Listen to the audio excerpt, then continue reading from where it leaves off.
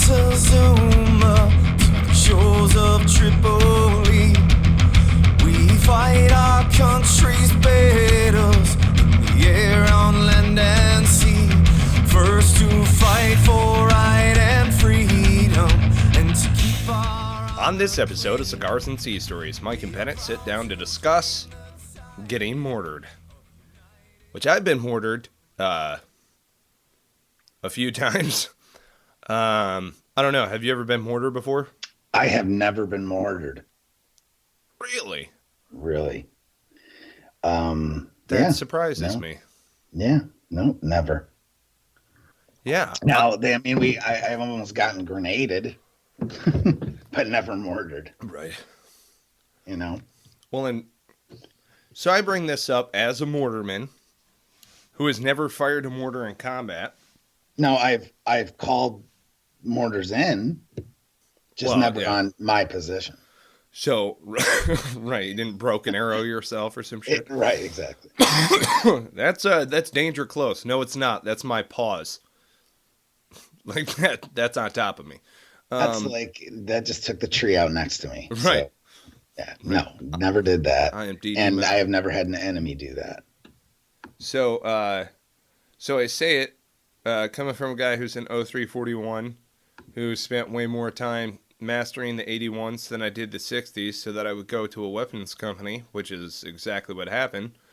And then we did hip shoots for the first 3 weeks that I was in the fleet. We never touched mortars again until Bridgeport, where we carried them all over the fucking place. Well, we carried them on every hump, even though we never used them, which was awesome. Let me tell you what.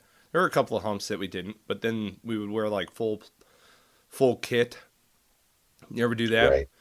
Where you're in like 100% full kit, and you're just like, wow, this is a wow. It's a kick in the dick. And then you've got all your mortar shit. So everybody always gives L341 shit for being tube strokers until they are mortared. And we got mortared quite a bit in Ramadi. A couple of guys. One gentleman in particular, Lance Corporal Swanberg, who was about to be a corporal and was kicking ass and taking names and just I thought he was a great guy. I thought he was awesome. And I was really upset when he died, not necessarily because he was my really good friend or anything, but because he was such a good dude, and that would have been nice in the hooch. And I just thought he gave like that tough love, whatever. He was a great dude. But anyway, a mortar dropped, feet away from him and just gone. He was our first KIA of the unit as we did the RIP. Fantastic individual. But that was the first time where I realized the power of what a mortar could do and understood as a mortarman. Like, I had already known all the numbers as a mortarman, and then I saw what a mortar could do, and that put a whole new perspective on things.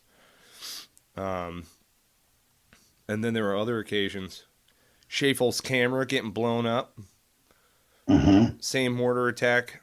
I believe the gentleman was a lieutenant colonel. He got hit in the side of the neck. And mortars are blowing up. I was not there for this. I was in the internet center. And the mortars were hitting in between me and battalion. And, all of us in the internet center and battalion. And Schaeffel's camera was sitting out there because Walters was like filling sandbags. It was kind of a spoof video kind of a deal. While he was on a working party. And you would have to know Walters to understand like what I mean by this. He legitimately asked the working party, the guy who was leading the working party, I don't know who it was, a sergeant or something like that, if he could do this. Like, Walters is that type of guy. He will always ask permission. So, or at least at that moment in that stage in his life, he would. Excuse me. Anyway, mortars started blowing up around them, and they were like, fuck this, and ran straight into battalion. Schaefel's camera got blown to smithereens, and Walter's rifle was gone. And they were like, fuck. So Schaefel's camera got shrapnel blown through it. And then Walter's rifle got blown to smithereens.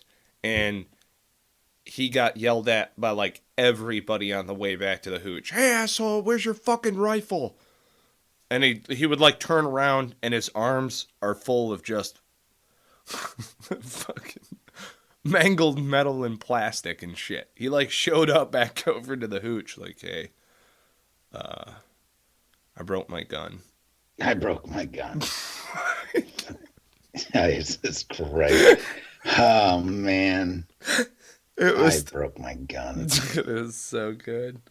It was so good. Shit was all fucked up. And then on the way over to check out another rifle, which is basically another walk across Hurricane Point. Hey, asshole! Where the fuck is your weapon right now? Come here, motherfucker! You know, and it's like, hey, whoa, time out. Life in people, but you know how it is. Walking around without your weapon? What are you, out of your fucking mind? That ain't happening. You could be walking around with your dick hanging out right now, and probably somebody would be like, dude, guy's dick's hanging.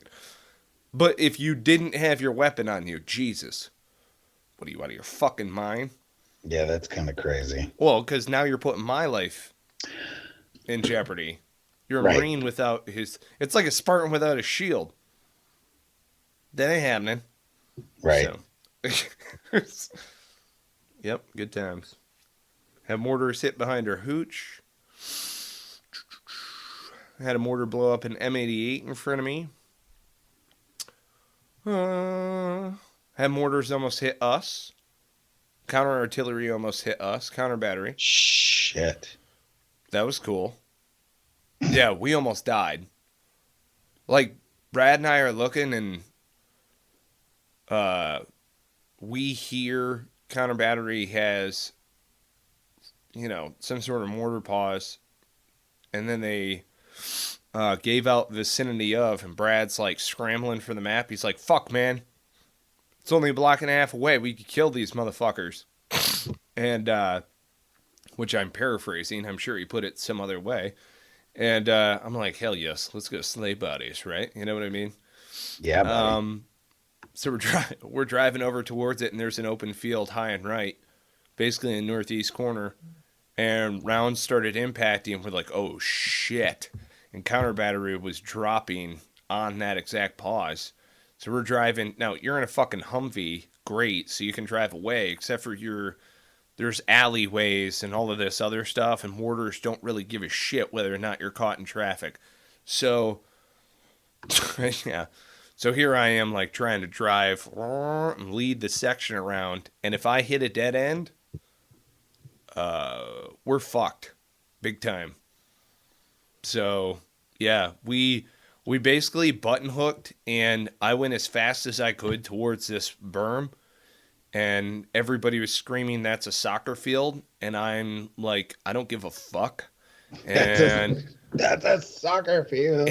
And I went, woo, and we landed and went just hauling ass across the soccer field in northeastern Ramadi, which was a good idea in the long run, because if I would have chose a road that had a barricade in it, we would have been fucked. So we took off. Right. So whatever. Yeah, man. You're welcome. Got mortared at the Gov Center, which we were never permanently stationed there or anything weird like that. We were just there on some sort of mission, and a mortar hit inside the wire. It was pretty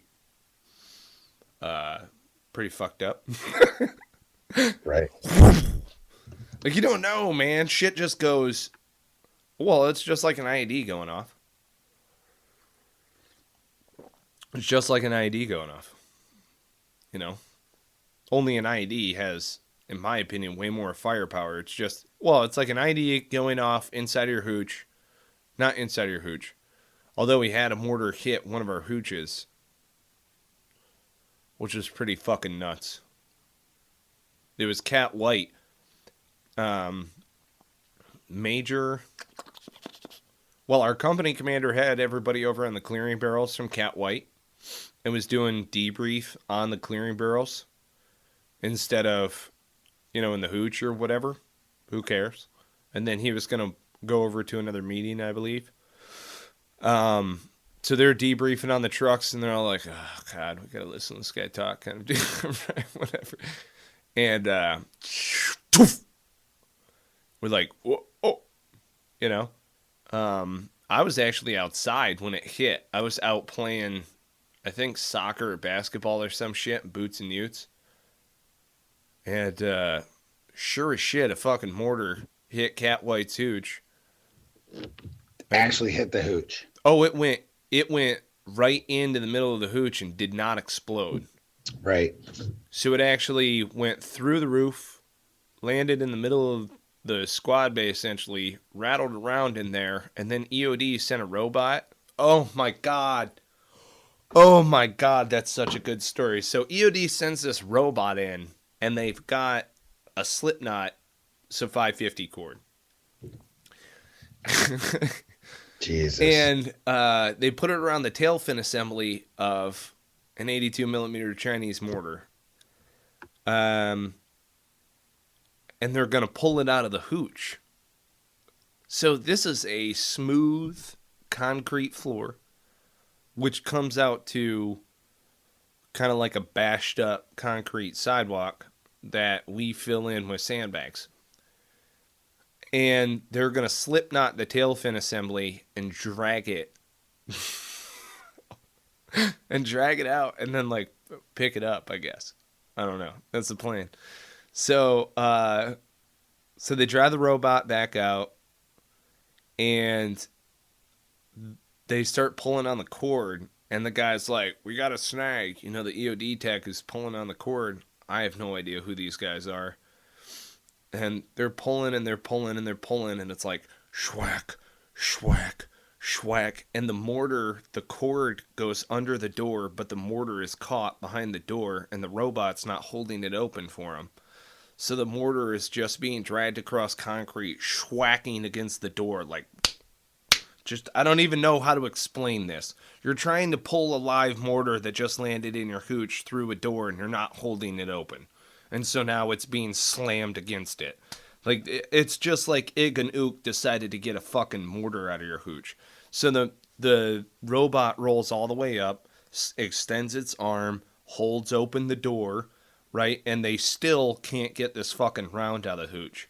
So the guy's like, you know what? Fuck this. Hops up, just walks into the hooch, picks up the mortar, walks back out of the hooch. He's like, we're fine. We got this shit. You guys are a bunch of fucking idiots. And just like walks it over to the dud pit. I believe it was Master Blaster. Yeah. Yep. Nuts. Mortars landing in the hooch. Oh, dude. I was sitting there laughing my ass off. I was on the other side of the street, just kind of watching it. Like, your neighbor's house is on fire. Like, your buddy's hooch has a mortar in it. Like, dude, you could have fucking died, bro. Your whole platoon. You're lucky our company commander is long-winded. But, again, the thing didn't explode. So they took it out to the dud... Well, what do you call it? The fucking controlled dat pit or whatever the fuck you want to call it. It's just a giant hole in the ground. Yep. Yeah. Jesus. We have mortars that would impact and they wouldn't blow up. We would find them we didn't even know that they came in. We would find them on the side of the hill. And we're like, fuck. Just a mortar. Like, it would be days later. We had no idea that it came in. It didn't. Who the fuck cares? And you would find like a tail fin assembly. Like, like if you just don't know what's going to happen, right? Somebody right now is probably thinking, can you tap the bottom of a mortar and throw it, Saving Private Ryan style? No, you can't. But once the warhead's armed in flight and then it lands, you have no idea what that's going to do. No. And it can kill anything within. I mean, we'll just say if you're in open space within 30 meters of it, you're going to get killed. So that's a pretty fucking big explosion, you know, and EOD would come over and be like, oh yeah, I'll take that, and pull it out of the sand like King Arthur's sword. And you're like, Jesus, dude. Whoo! All right, you want to take that the long way?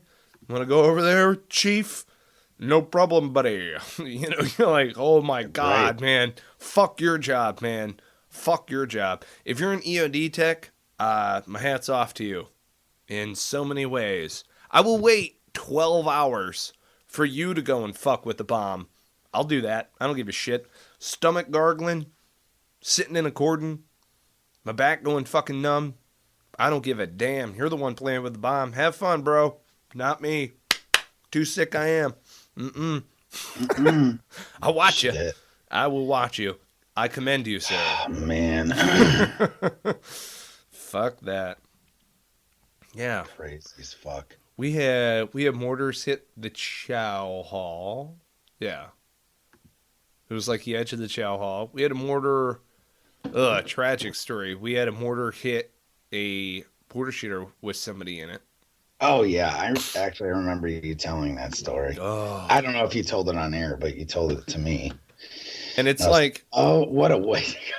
Look, oh, man. There's two things. If you're dropping a deuce, you just finish your shit, wipe your ass, pull your trousers up, grab your weapon, right, out of the corner of the toilet, out of the corner of the shitter, where everybody puts it.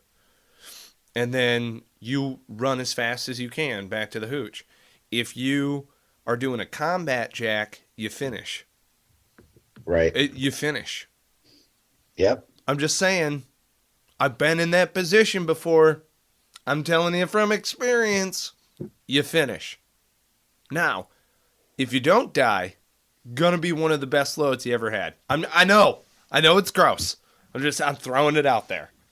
Nice. So that's so your adrenaline is pumping during a combat jack. You're never gonna get that again. So all right. So when I was in, let's see, I'm trying to think of stuff with like mortar stuff for me. When I was in Bosnia, I guess we had a couple of scares per se, but never. I don't know why they were scares. We had, those big fucking bunkers that they would want everybody to run into, for cover.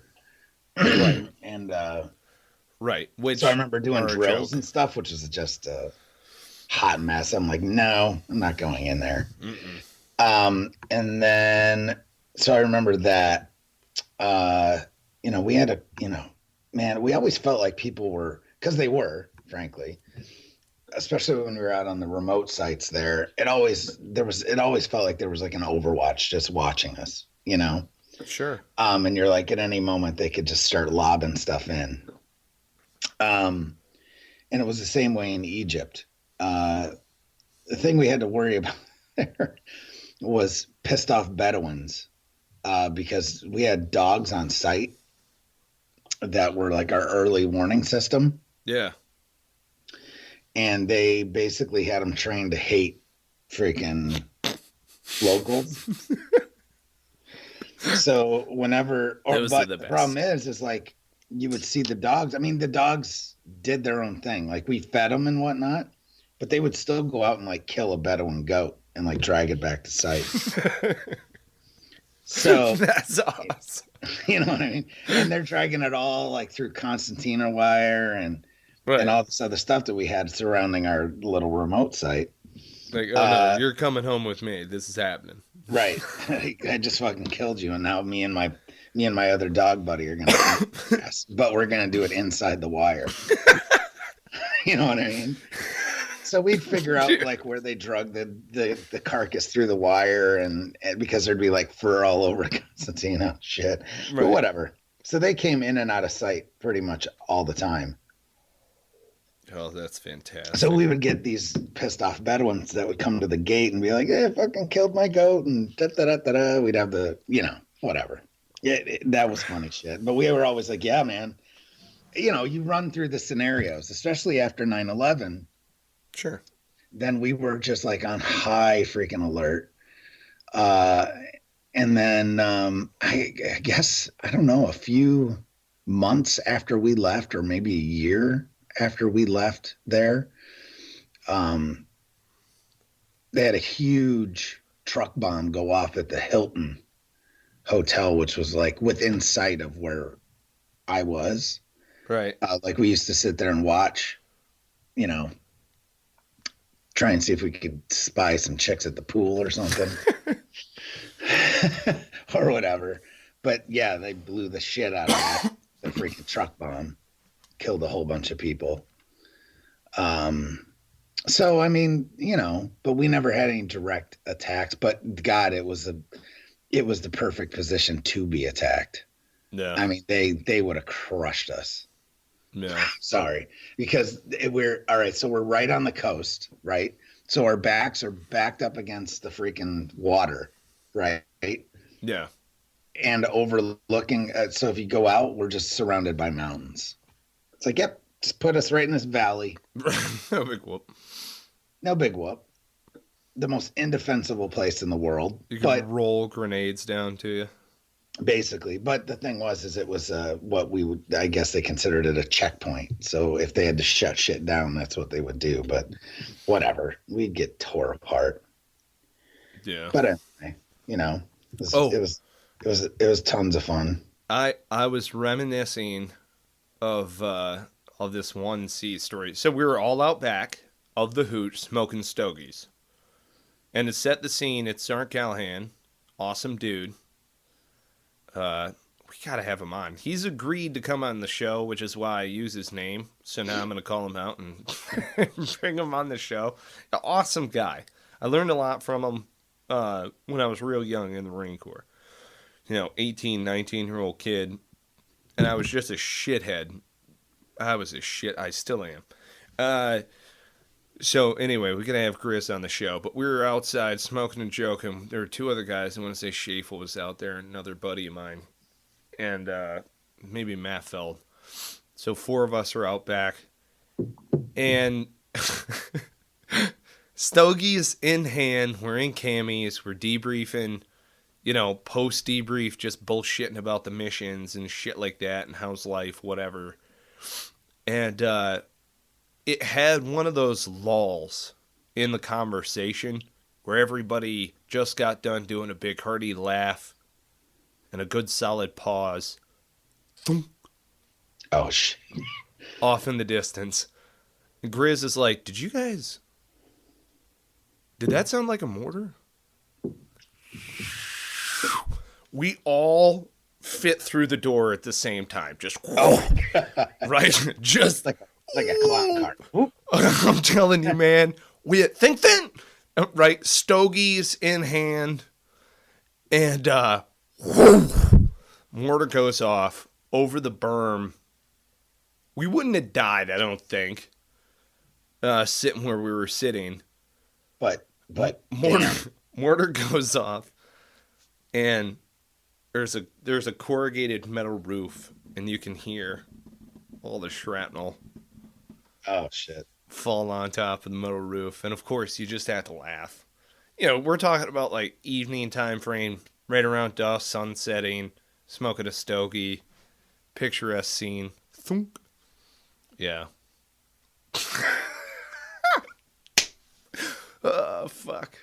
I've almost died a lot.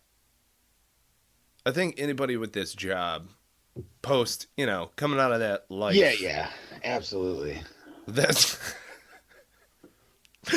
Oh, man. That was so good. Did you guys hear that? That sounds like a mortar. Oh, fuck. We gotta have him on here. Oh, man. Yeah, we gotta have him on here. It's funny, too. Anybody who's ever seen how these, for lack of a better way to put it, they're shitheads. Hey, so I gotta tell one last story, and then I've gotta go. You and motherfucker. sorry, but you can wrap it up. You can do whatever you got to do. It's cool. This is all about you anyway, but I got to give one little story. It's not about me. I didn't know you hadn't been mortared. Otherwise, I wouldn't have brought it up. I would have. So, it doesn't matter. It's still a good thing. It's funny. Your stories are great. So, the foreign countries, which you guys, as you all know, don't treat their ordinance the same with the same care that America does. so we in Bosnia, we used to have to do inspections. This is part of the the whole ceasefire and treaty stuff, right? So we would go from like Serbian militia to like a Muslim militia to whatever. I mean, just like whatever the entities were at that time, and we would do these weapons inspections and do counts. Like we would actually count their weapons because they were only allowed to have certain amounts and certain amount of rounds. I just remember being like so freaked out because they were throwing mortar rounds around like it was freaking like they were like candy. It was like they're juggling with them, and yes, I mean, just like you got to be shitting. Oh no, they're fine. They do not detonate unless they get shot out, and I'm like, I don't give a fuck. It's a bomb. No, just because it's not supposed to doesn't mean it won't. You ass. So literally, just craziness, man. I remember just walking into one of these things, and literally the corner of the room had a pile of mortars. Just a pile. Just all stacked in whatever form or fashion, however they fit together. I'm just going to leave these right here then. Right. Might as well just like dump them out of a box.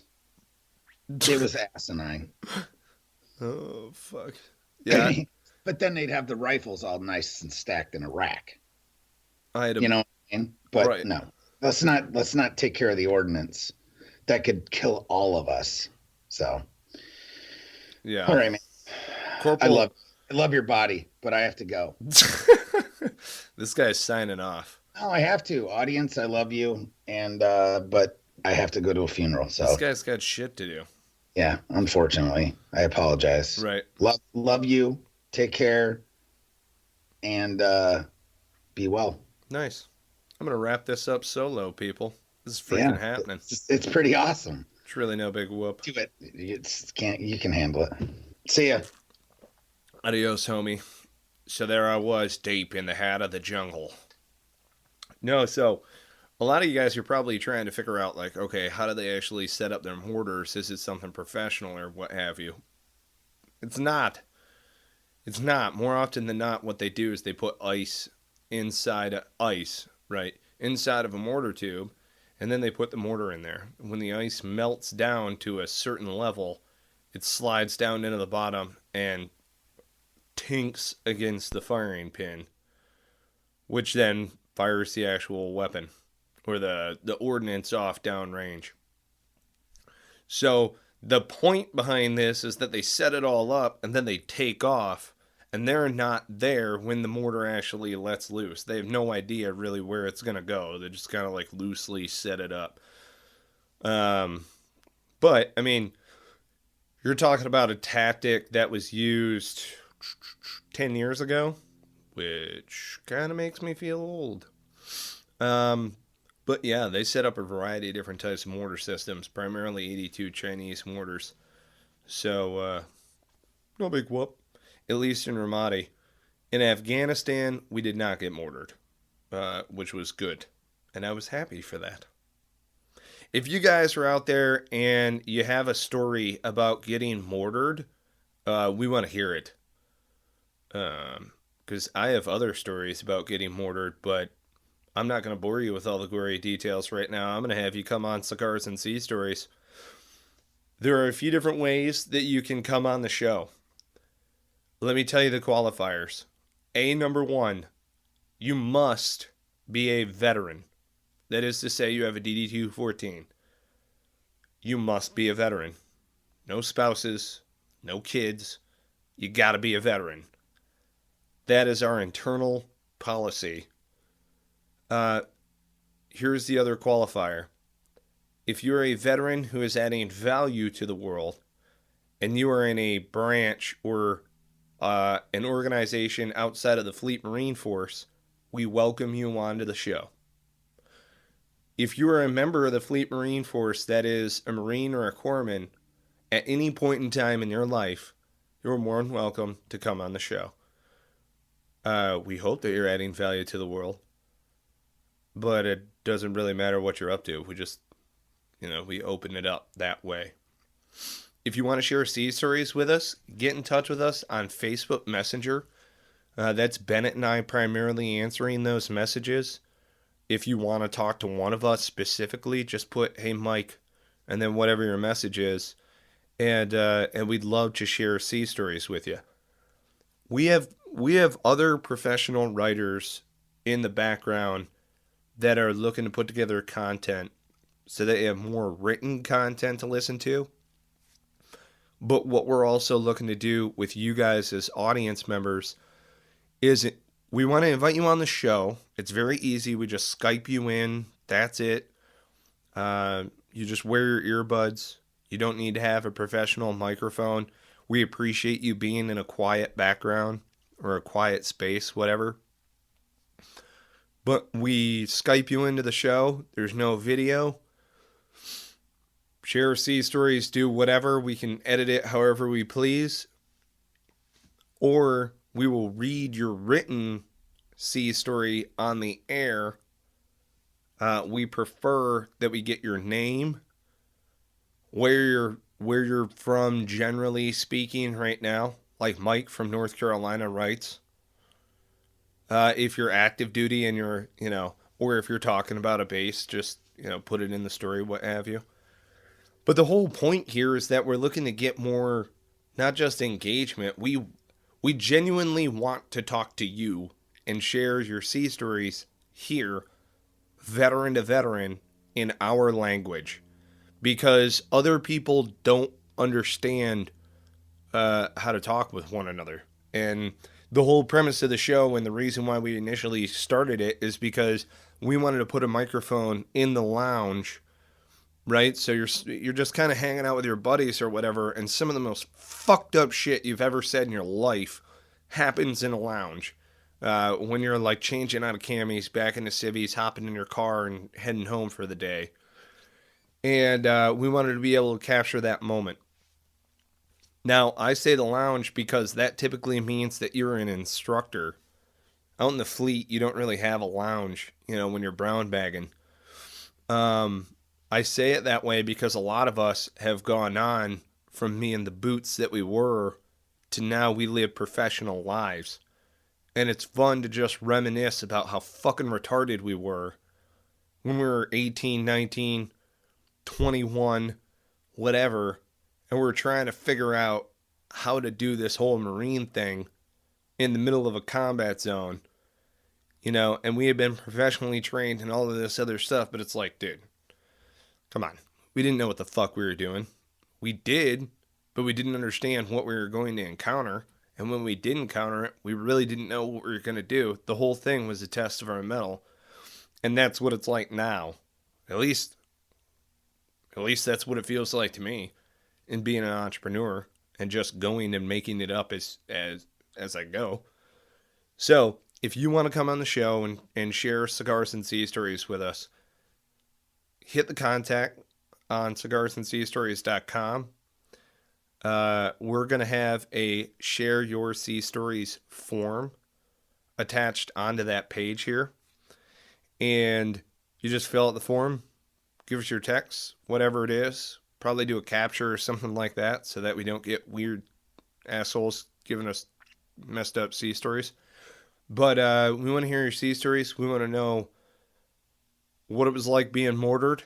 And if you've ever been mortared, maybe you've got some messed up, hilarious, or otherwise stories just pertaining to this episode, you want to come on and you want to share with us, by all means, hit us up. But the whole point is, we are looking for a larger ecosystem, a bigger, not just audience base. This is for us. So this cigar lounge in a digital space is for us. Men and women are both welcome. We use harsh language, and we share sea stories in our own way. You don't have to necessarily use harsh language. You don't necessarily have to talk about killing. But if you have sea stories, that are, I don't know, messed up, hilarious, or otherwise, bring them up, bring them to the table. Yeah, I mean, that's the biggest thing right now. And people ask me all the time, hey, how can I help the show? Share. Please share with everyone so that we can get it out there. I don't know if they're all going to like it, but at least give them the opportunity to. So share across the board. If you're looking around for stuff like the business plan creator, that's cigarsandseastories.com/business plan creator, /business plan creator. And then, if you're looking around for my TED Talk, cigarsandseastories.com/add value. Again, that's /add value. And my TED Talk, the slides, the transcriptions, all on there. So more material is going to start going up on there, and we're going to be sharing more of what we're doing within the space.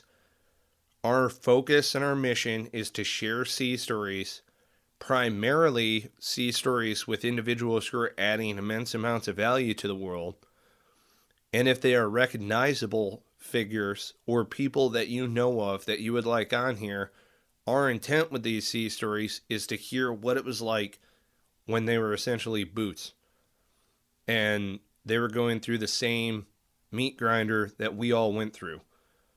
And I will flat out tell you the desired end state of all of this is that we collectively, in talking to these people, these figures of success, so to speak, these veterans who are out there adding value, there is no real secret sauce to it.